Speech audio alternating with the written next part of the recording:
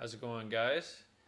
Crazy day in the market. I thought I'd jump on here for once instead of just posting memes all day. So, take a look at what happened in the market here today because it was pretty crazy. Mostly a tech sell off, but we can take a look at that and see what might start looking good here.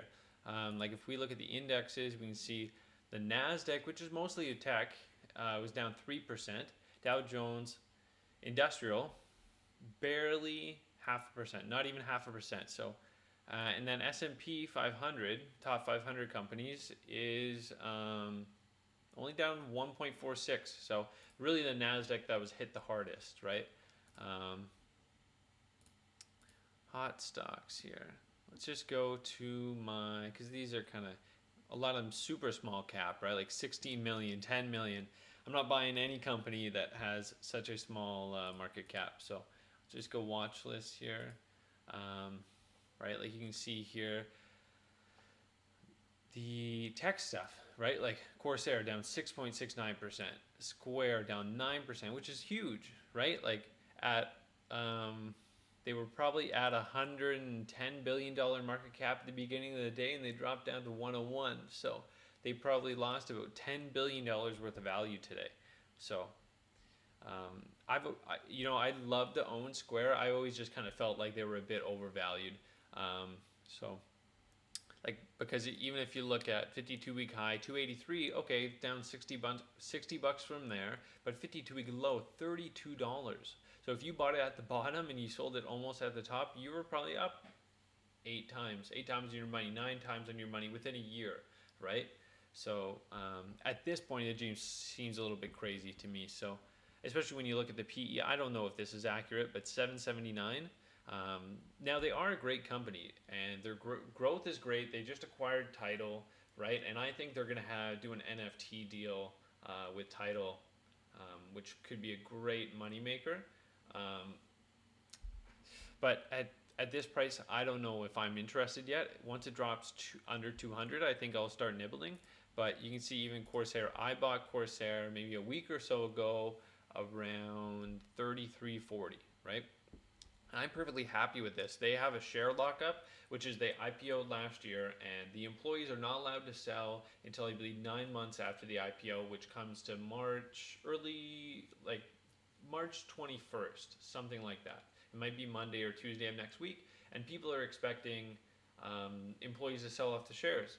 But then they might sell a little bit, but I think they're probably going to be holding for the long term. So, but anyways, I was looking at it earlier this year, and I saw it hitting 50, hitting 40s, 42, 43, and that was just too much for me. I wasn't going to pay that price, so I kind of watched it through this, and kind of have a roller coaster. And even here, it was running from 35 to 40, 35 to 40, jumped up here to 45 again, and then I started nibbling around here. So I'm not upset. This is a long-term hold for me. They obviously, gaming's been going up in the last while, and streaming as well. Everybody wants to stream. Obviously, I'm streaming right now, and Corsair owns Elgato, right? And Elgato, in my opinion, has some of the best streaming products. And with a market cap of 2.94 billion, extremely, extremely cheap. And the PE, right? The PE of only 20, So for a growth company, it's not too bad at all.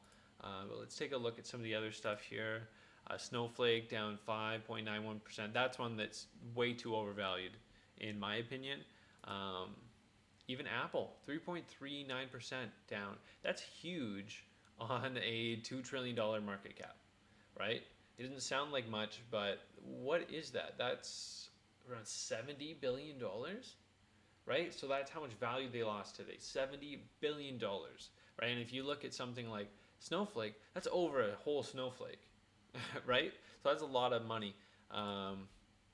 And I don't know how you guys feel about Apple, but I think Apple is still going to do super well long term. I think everything's kind of pointing to them coming out with their own electric car, and I think a lot of people are going to buy it, right? And I think they could do well. Obviously, they have a huge amount of cash. Overall, great brand, great company. Whether you use their products or not, I think you can't deny how well they are doing as a business. So I might even start nibbling at this at the current prices because you can see they were up. Let's look at the 52-week high here, 145, 52-week low, 53. Yeah, it's over double the 52-week low, but you're you I'd rather pay a good price for a good company than a great price for a terrible company, right? So let's just keep looking here. I wonder the ARK Innovation ETF. So this is an ETF package. And this one's down pretty big from where it was. When was this?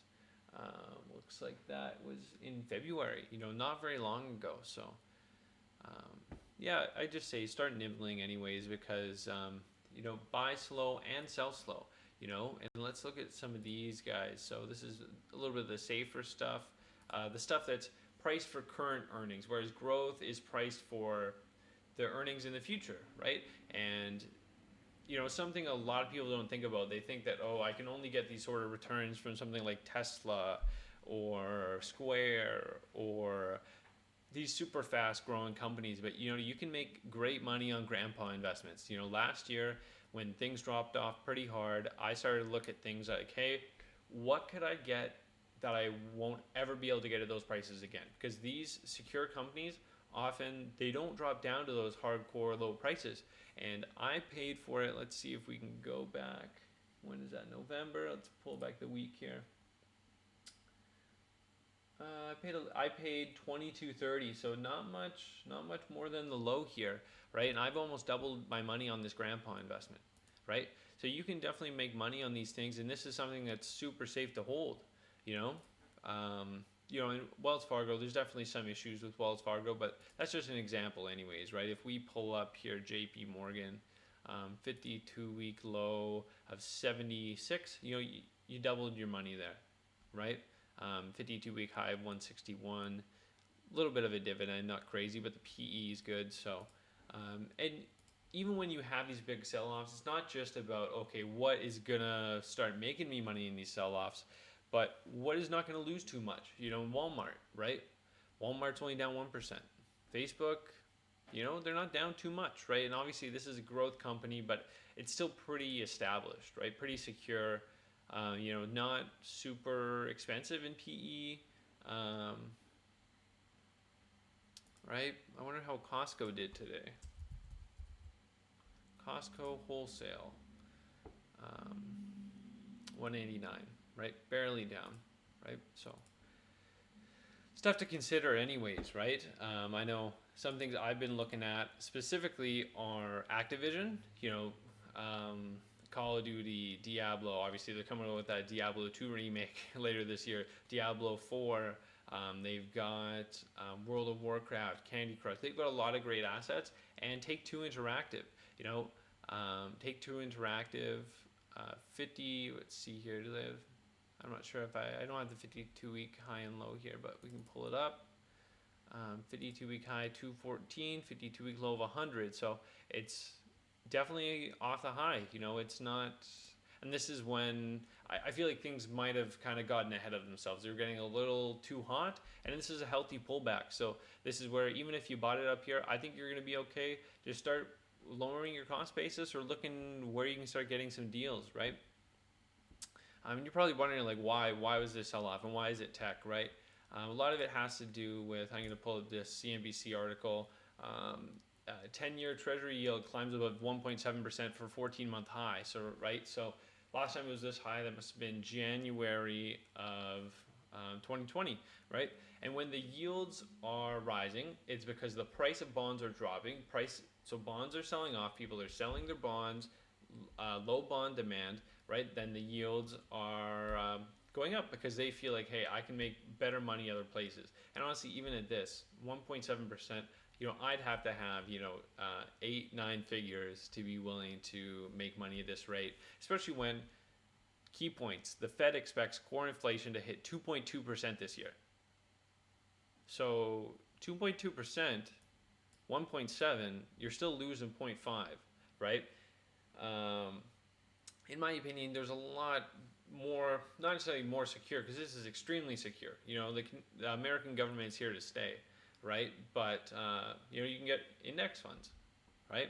Or even ETFs and things. Like, let's pull up SPY, right? And this is, you see here, that's last year where it dropped, but the big thing with this is when you look out farther, let's just bring it back here.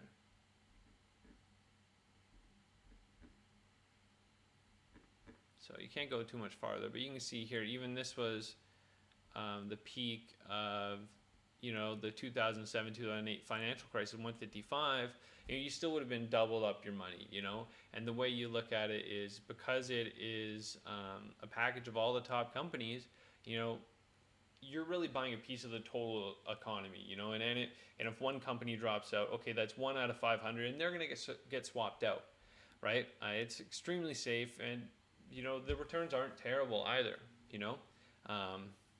It is a good idea to have some of your portfolio allocated to it anyways. So especially when when you have these massive sell-offs, maybe, hey, I'm holding some SPY. You should be holding some cash too, maybe about 10%. But when you have these sell-offs, okay, well, I've been holding these index funds. So let me sell a little bit of index funds and nibble at what I feel is at super, super low prices, right? So let's just take a look here. Let's take a look first at Activision. Activision, I believe right now, what's the price on that? I thought I was just looking at it, wasn't I? Activision, $89, $69 billion, 52-week high of 104, 52-week low of 51, right? So the range isn't super high for the year, a little bit more secure. Obviously, you could have got a great deal down here, but even before the drop they had a massive drop in 2019. So you have to look and see why that happened, but obviously they recovered. And even before the drop this year, or last year rather, they were in the 80s, 70s, right? This range isn't super massive, so you could have made some good money there. And obviously they've got some great franchises, right? Call of Duty Mobile, which is doing amazing. Cold War and Warzone. Warzone's doing insanely well, right? I don't know if you guys have played, but that game is incredibly addicting, as well as Candy Crushes, as well as Warcraft, as well as Diablo. They have the most addicting games ever, right? So just something to consider. And another one I've been looking at is Take-Two. Take-Two has 2K, they've got Borderlands, so they've got sports games. They also have Rockstar. Rockstar is really the biggest piece that they have, right? So they have Red Dead Redemption, they've got Grand Theft Auto 4 or 5, Grand Theft Auto Online, right? Grand Theft Auto Online's done amazing, and the next gen version of GTA Online is going to be coming out this year for PlayStation 5 and the new Xbox. And maybe with what they've seen from Call of Duty, I don't know, a lot of people don't like battle royales, but the fact is they make a lot of money and they're extremely popular. So they might come up with a battle royale Grand Theft Auto, and I think that would be super cool, and so that's some future money making there. And also they haven't even talked about Grand Theft Auto 6, right? So especially when you look at the prices too. So like let's take a look at Take-Two. So remember, $69 billion for them, for Activision.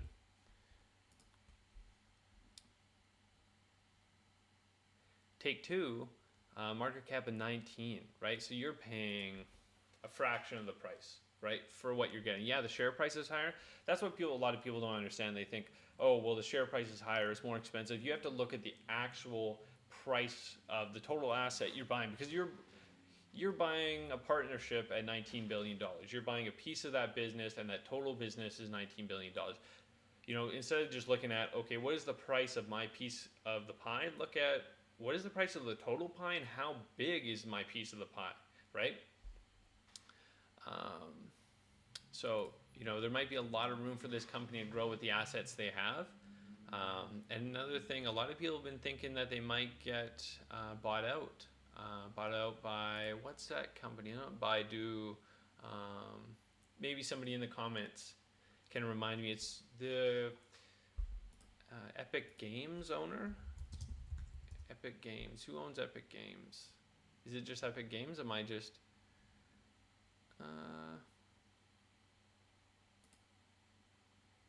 didn't Epic Games get bought out? Okay, well, no, not Epic Games.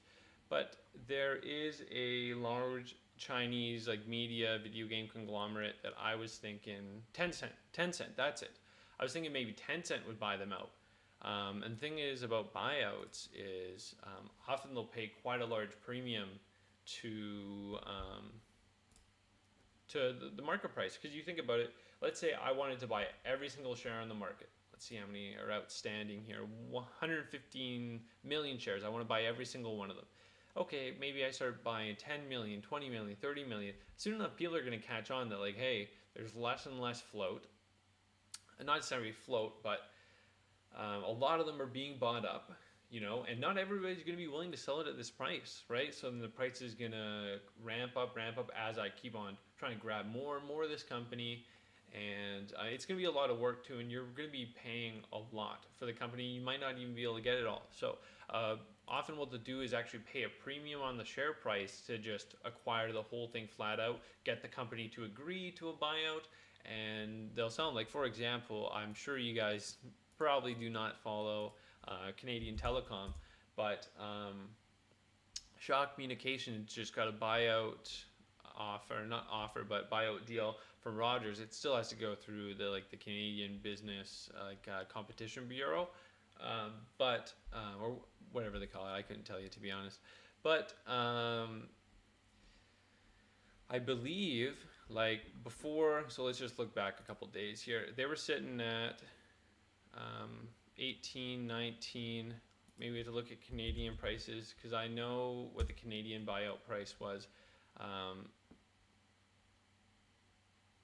Okay, well, I'm not going to worry about this here. So anyways, I know the price was sitting about 22, 23, and for Rogers to do just the straight buyout and not have to deal with the fuss of trying to acquire and do a hostile takeover and all of that, they just said, hey, we're going to pay at a 70% premium, right? And we're going to buy the shares at $40.50. So which means if you bought it at 22, 23, Rogers is going to buy you out for $40, right? So it might be the case that, yeah, okay, I'm happy with this asset. First of all, be happy with the price you're paying. Like, you have to look at this and say, I feel like it's valued at $19 billion. I feel like that is a fair price. I'm good with that price. But then if they get bought out, you know, that can be a huge upside. So just something to consider anyways. Like I said, I think Take-Two's got some great assets, and I think if they start dropping below 150, which they were in July, June last year, maybe I guess I was sleeping on them, right? But if they start dropping down in this area, I think I'm gonna back the truck up and start buying some, and maybe they will get bought out. Anyways, I just thought I'd do a quick, just kind of look at the market and a few stocks I'm looking at and a few different things. Yeah, instead of just posting memes all day. So appreciate you guys watching.